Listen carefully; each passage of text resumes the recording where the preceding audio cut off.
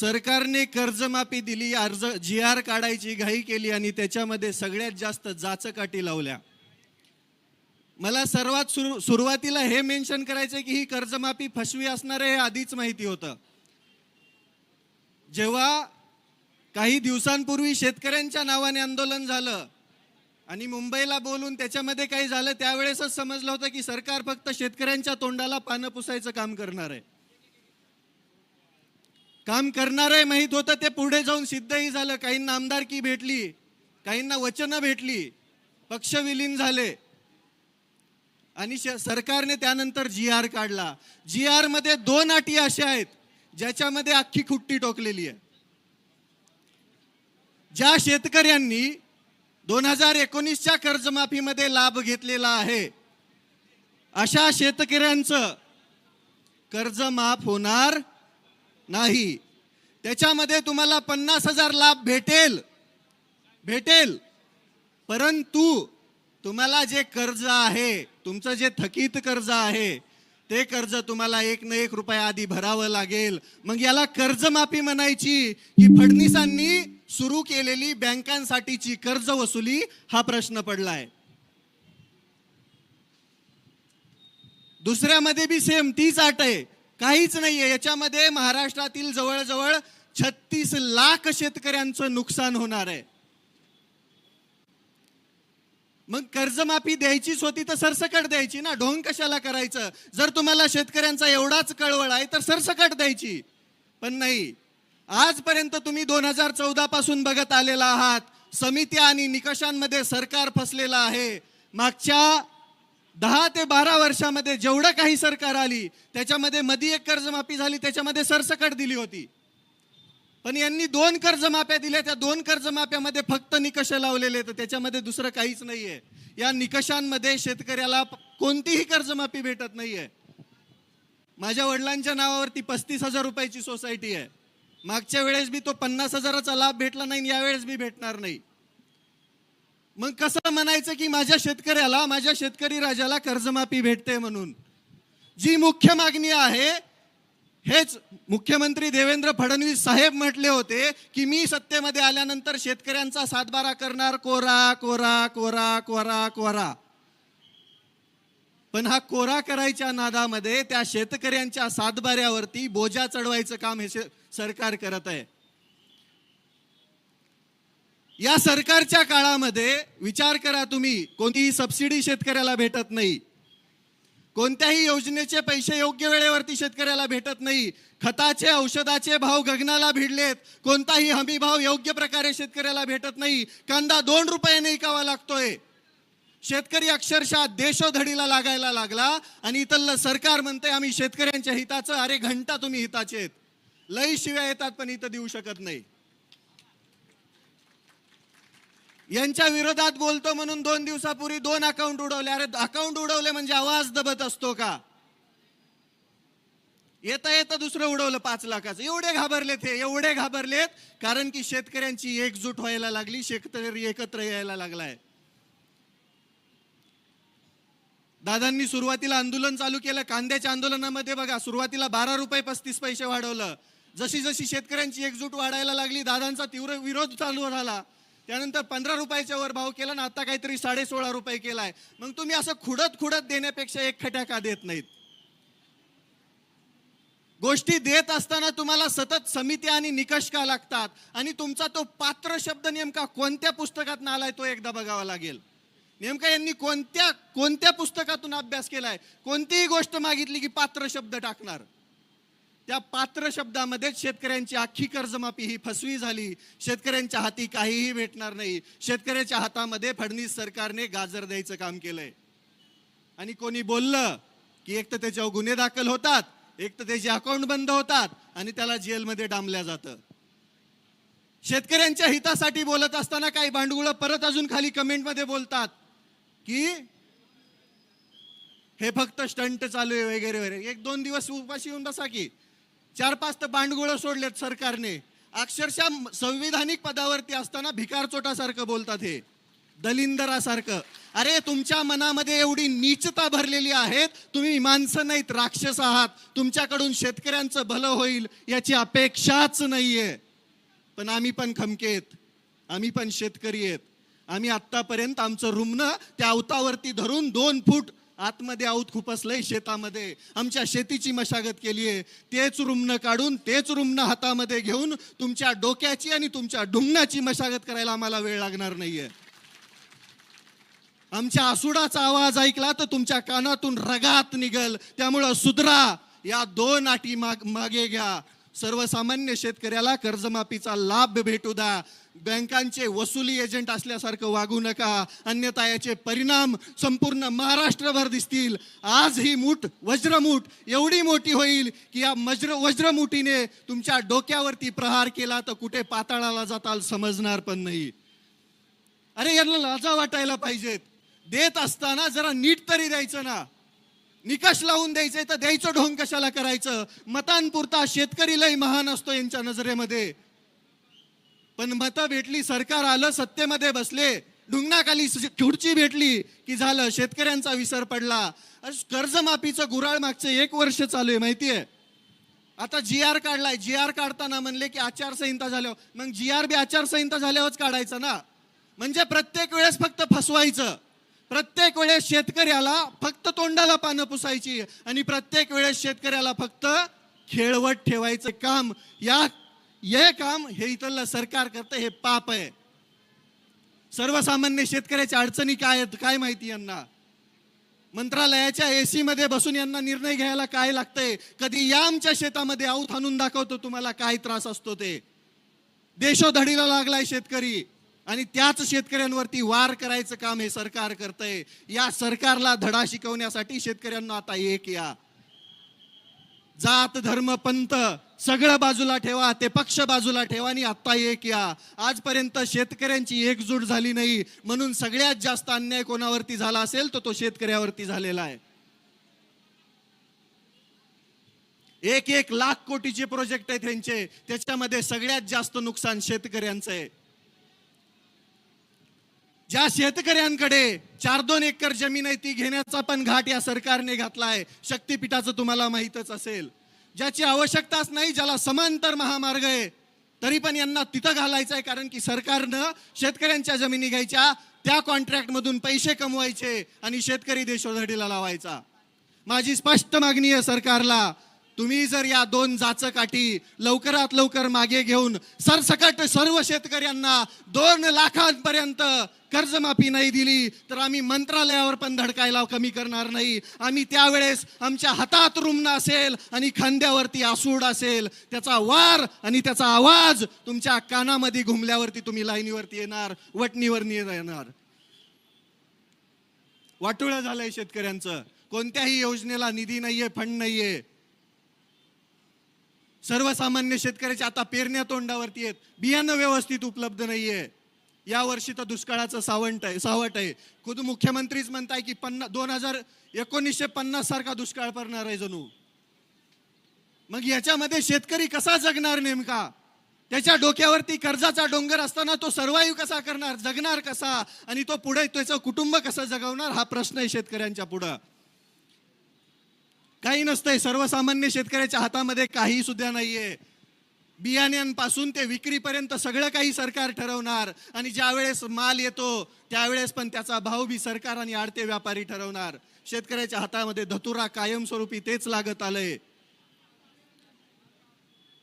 सर्वसामान्य शेतकऱ्यांना लुटायचं काम इथलं सरकार करत असताना आपण शांत बसून चालणार नाही. माझी त्या सर्व महाराष्ट्रातील शेतकऱ्यांना विनंती आहे, आज आमदार रोहितदादा पवारांच्या पाठीमागे उभा राहावं लागेल. 3 दिवसापासून पोटात अन्नाचा कण नाहीये. हे आपल्यासाठीच चालू आहे. जर माफी झाली तर ते सगळे 36,000 शेतकरी त्या निकषांमध्ये बसणार आहेत. त्या 36 लाखांपैकी कमीत कमी 36,000 तरी इथं दिसायला पाहिजेत. त्याच वेळेस इथल्या सरकारवरती दबाव बसणार आहे. माझी महाराष्ट्रातील सर्व शेतकऱ्यांना विनंती आहे, कुठं बी असा पण पंढरपुरात दिसा. आजपर्यंत तुम्ही वारकरी बनून इथं आला होतात, आता एकदा शेतकरी बनून पंढरपुरात यायची वेळ झाली आहे. आमदार रोहितदादा पवारांचे हात बळकट करायची वेळ झाली आहे. हे तुमच्यासाठी चालू आहे फक्त. याच्यामध्ये कोणता स्वार्थ, कोणता स्टंट किंवा अजून काही नाहीये. मुळातच या राज्यामध्ये विरोधक ठेवायचाच नाही असा सरकारचा घाट आहे. त्याच्यासाठी 4-2 भिकारचोट सोडलेली येतं. काल एक जण बकवास करत होता, दलिंदर. अरे 2 मारावे वाटले, आई शपथ सांगतो. नाव घेतलं लय बुडाला आग लागल, घेणार नाही, तुम्हाला समजून गेला असेल. लाजा वाटत नाहीत का तुम्हाला बोलत असताना? लाजा. अरे जनाची नाही मनाची तरी ठेवा ना. कोणीतरी शेतकऱ्यांसाठी लढत असताना तो स्टंट कसा असू शकतो? आम्ही तर तुमच्या सरकारमध्ये घेतलेल्या त्या कडूला बी पाठिंबा दिला होता ना. निघाला भिकार चोट, आम्ही काय करावं त्याला? शेतकऱ्यांच्या जीवावरती पोळी भाजणारी माणसं अशीच असतात.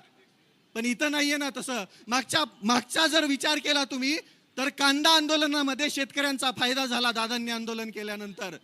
मग या आंदोलनाचा पण फायदा शेतकऱ्यांना होणार आहे हा विश्वास आहे आम्हाला. आणि आम्हाला माहिती आहे,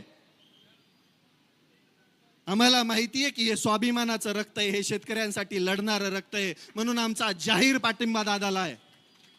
आता माघार नाही. जोपर्यंत या 2 जाचकाठी सरकार रद्द करत नाही, जोपर्यंत सरसकट सर्व शेतकऱ्यांना 2 लाखांपर्यंत कर्जमाफी सरकार देत नाही, तोपर्यंत आम्ही माघार घेणार नाही. आता आम्ही शांततेमध्ये आहोत. आता आम्ही शांत बसून आहोत. याचा अर्थ असा नाही की आम्ही शंड आहोत. आम्हाला लढायचंही माहितीये. छत्रपती शिवरायांचा वारसा सांगतोत आम्ही. डॉक्टर बाबासाहेब आंबेडकरांनी दिलेलं संविधान, त्यांनी दिलेलं सगळं साहित्य वाचून इथं अन्यायाविरुद्ध लढणारे हात आहेत आमचे. सर्वसामान्य शेतकरी शिक्षित नसला, पाठीमागे असला तरी त्याला लढायचं कसं हे माहिती आहे. आम्ही लढणार, तोपर्यंत लढणार जोपर्यंत शेतकऱ्यांना त्यांचा हक्क भेटणार नाही. आम्ही लढत राहणार, शेवटच्या श्वासापर्यंत लढत राहणार. उद्ध्वस्त व्हायला लागली आहे शेती, उद्ध्वस्त व्हायला लागलाय शेतकरी, आणि उद्ध्वस्त व्हायला लागलेत शेतकऱ्यांची कुटुंब. आमच्या शेतीवरतीच आमची लेकरं मोठी होतात, शाळा शिक्षण घेतात. पण नाही, बाकी काही असेल, फक्त आणि फक्त शेतकऱ्यांचं रक्त पिण्याचं काम इथलं सरकार करत असेल तर यांना धडा शिकवायची वेळ आली आहे. आणि माझी त्या प्रत्येक स्टंट म्हणणाऱ्या भिकारचोटाला विनंती आहे.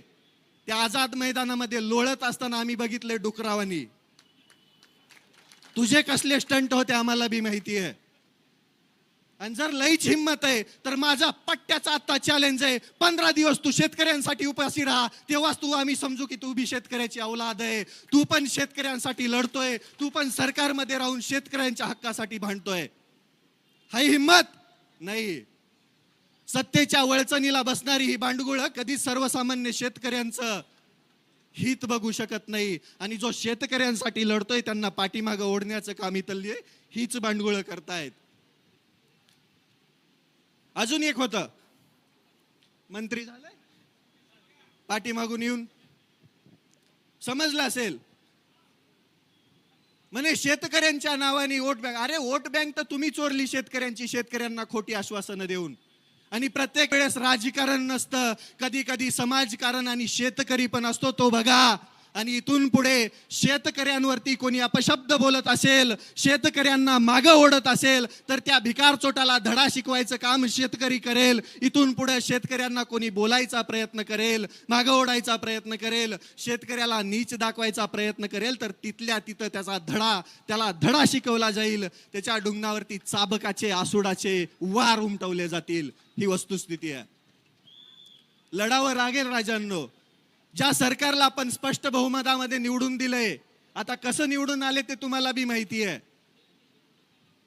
पण ते निवडून दिल्यानंतर आपल्यासाठी काम करायचं सोडून हे स्वतःची घरं भरण्याचं काम करतायत. आणि ही घरं भरत असताना आपल्याला लढावं लागेल, कारण की या राज्यामध्ये विरोधी पक्षनेता आपण ठेवलेला नाहीये. आपली चूक आहे ती. कधी पण मतदान देताना निम्म देत जा. इथून पुढे म्हणजे आपले हक्क मिळत असताना निदान विरोधी पक्षनेता असेल. आणि विरोध नसतोच हा, मुळात हक्क मागण्यासाठी केलेला हा अट्टास असतो. उपाशी राहायला कोणालाही आवडत नाही. 12 तास जर जेवण नाही केलं तर डोकं भन करतं, अंग थरथर कापतं, समजत नाही काही. त्या परिस्थितीमध्ये जर कोणी उपोषण करतंय तर त्याला पाठबळ देणं आपलं काम आहे. माझा स्पष्ट शब्दामध्ये या सरकारला इशारा आहे, तुम्ही लवकर वटणीवरती या, नाहीतर आम्ही या पंढरपुरातून तुमच्या मंत्रालयामध्ये यायला वेळ लावणार नाहीत. आणि त्यावेळेस एक दोन नाही, एक शेतकरी लाख शेतकरी असेल, त्यावेळेस तुम्हाला खरं समजेल शेतकऱ्यांची ताकद. शेतकऱ्यांसाठी लढत असताना सगळ्यात जास्त त्रास हा सरकारच सर्वसामान्यांना देत आहे. तुम्ही तर बघितलं, आता मी तुम्हाला दिसत नसेल कुठं, पण तुमच्या हृदयावरती नाव कोरलेलं आहे. ओळखता ना सगळे? सकाळी सकाळी 5 लाखाचं उडवलं. काय फरक पडणार त्याने? काय फरक पडणार सांगा ना? ज्या लोकांच्या हृदयामध्ये क्रांतीची मशाल पेटवणारा तो क्रांतीवीर हा शेवटपर्यंत क्रांतीवीरच असतो. शेवटपर्यंत तो क्रांतीची मशाल त्या सर्वसामान्यांच्या हृदयामध्ये पेटूनच जातो. त्याच कर्जमाफी, फसव्या कर्जमाफीच्या विरोधामध्ये क्रांतीची मशाल आमदार रोहितदादा पवारांनी पेटवायचं काम केलंय. आमचा त्यांना जाहीर पाठिंबा आहे. तुम्ही सर्वजण कायमस्वरूपी, जोपर्यंत या जाचक रद्द होत नाहीत तोपर्यंत आम्ही इथून हलणार नाही. आता आम्ही माघार घेणार नाही. आणि तुम्हाला वाटत असेल इग्नोर करताल, तर इथून पुढे महाराष्ट्रातील त्या चौकामध्ये त्या प्रत्येक शेतकऱ्याने जमायचंय आणि इथल्या सरकारला धडा शिकवण्यासाठी, इथल्या व्यवस्थेला धडा शिकवण्यासाठी प्रशासनाला निवेदन देऊन त्या प्रत्येक ठिकाणी आंदोलन करायचंय. तुम्ही पंढरपूरला येऊ शकत नाहीयेत ना, तर महाराष्ट्रातल्या कोणत्याही कोपऱ्यामध्ये तिथून आंदोलन करा आणि आमदार रोहितदादा पवारांना पाठिंबा द्या. त्याच्यामध्येच तुमची लढाई यशस्वी होईल आणि तुम्हाला तुमचा हक्क, तुम्ही मागितलेली कर्जमाफी भेटण्याचं काम होणार आहे. त्यामुळे एकत्र या, लढा. एकत्र आलात तरच आपल्याला आपला हक्क भेटणार आहे. वाटुळं केलं या सरकारने, वाटुळं. कधी बघा जाऊन सर्वसामान्य शेतकऱ्याच्या शेतामध्ये जाऊन, बांधावरती जाऊन परिस्थिती.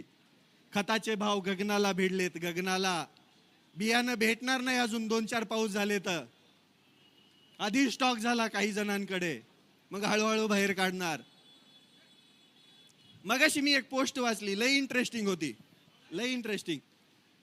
ते आपल्या अन्न आणि औषध भेसळ प्रशासनाचे आयुक्त म्हणून तुकाराम मुंडे साहेबांची आपल्या नियुक्ती केली आहे. मग देवेंद्र फडणवीस साहेबांच्या पेजवरती एक पोस्ट होती बीजेपी मुंबईच्या, की देवेंद्र फडणवीस साहेबांची कामगिरी इथून पुढे गुटखा विकणाऱ्यांवरती मोकोका कारवाई होणार. आणि याच्या दोन नाही 6 महिने आधीच नरहरी झिरवळ साहेब म्हणले होते की आम्ही बी मोकोका कारवाई करणार, पण एकावर बी झाली नव्हती. कालपासून सगळ्यांवरती व्हायला लागली. म्हणजे एक माणूस सिस्टीम मधला काय करू शकतो, हे बदल घडू शकतो, हे तुम्ही बघता, पण त्याचं श्रेय लगेच दुसरे घेणार.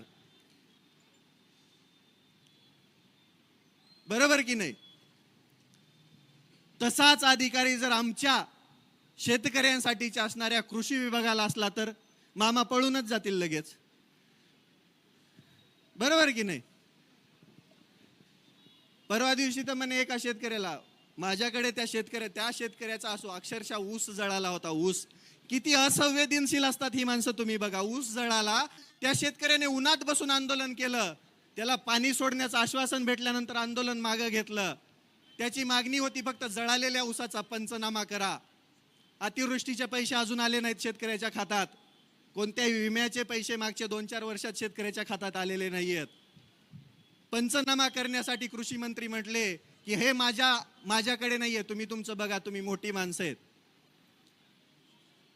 हे मनाने भिकारडे असणारी लोक आहेत. मनाने, पैशाने लय श्रीमंत आहेत हे, पण मनाने अक्षरशः भिकारडे. कारण की यांच्या मनामध्ये शेतकऱ्यांसाठीचा कसलाच प्रेम नाहीये, ना भाव आहे, ना शेतकऱ्यांचं भलं करण्याची ताकद आहे यांच्यामध्ये.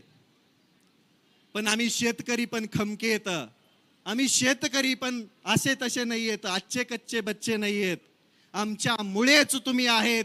तुम्हाला उद्ध्वस्त करायला आणि तुम्हाला उकडून फेकायला या शेतकऱ्यांच्या लेकरांना, शेतकऱ्यांना वेळ लागणार नाही. त्यामुळं सुधरा बांडगुळांनो आणि शेतकऱ्यांची सरसकट कर्जमाफी करा. शेतकऱ्यांना 2 लाखापर्यंतचा कर्जमाफीचा लाभ सरसकट द्या. तसल्या अटीतटी तुमच्याकडेच ठेवा. तुम्ही पैसे कमवताना, तुम्ही भ्रष्टाचार करताना अटीतटीच लावतात का, याचा पण विचार करा. परत एकदा सांगतो, रविराज साबळे पाटीलच नव्हे, या महाराष्ट्रातला तो सर्व शेतकरी, ज्या शेतकऱ्याला आज गरज आहे कर्जमाफीची, ज्या शेतकऱ्याला गरज आहे त्यांच्या हक्काची, तो प्रत्येक शेतकरी आमदार रोहितदादा पवारांच्या आंदोलनाला, या उपोषणाला पाठिंबा देत आहे. सरकारने लवकरात लवकर जागं व्हावं, अन्यथा आम्ही रस्त्यावरती उतरलोत, आम्ही शांततेचा मार्ग सोडला तर तुम्हाला खुर्च्या सोडून पळून जावं लागेल, तुम्हाला खुर्च्या सोडून अक्षरशः महाराष्ट्र सोडून. मित्रांनो, शेतकऱ्यांना सरसकट कर्जमाफी भेटली पाहिजे. सरकारने केलेली कर्जमाफी ही अत्यंत फसवी कर्जमाफी आहे. आपलं मत नक्की कळवा. रामकृष्ण हरी. जय जगद्गुरू. जय शिवराय. जय भीम.